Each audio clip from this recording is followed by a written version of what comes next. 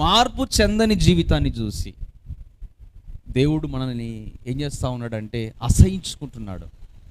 ఇంకా వీరు నా మాట వినరు వీళ్ళు అదే పాపములో బ్రతుకుతూ ఉంటారు ఎన్నిసార్లు. అందుకే మనం గమనించినట్లయితే న్యాయాధిపతులు 13వ అధ్యాయము 13వ వచనంలో రాయబడింది, ఇశ్రాయేలు మరలా యెహోవా దృష్టికి దోషులు కాగా దేవుడు వారిని ఏం చేశాడంటే శత్రువులకు దేవుడు అప్పగించేశాడు.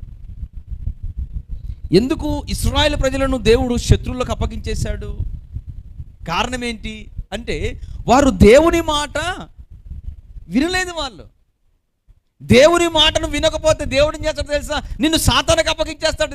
దేవుడే అప్పగిస్తాడు. ఎవరో నిన్ను అప్పగించేది కాదు, దేవుడే వదిలేస్తాడు. అంతే, దేవుడే వదిలేస్తాడు. అప్పుడు నీ బ్రతికేమైంది? సాతానుగాడు ఓహో నా చేతికి మంచి జిక్కాడని చెప్పేసి అని సాతానుగాడు నిన్ను పట్టుకొని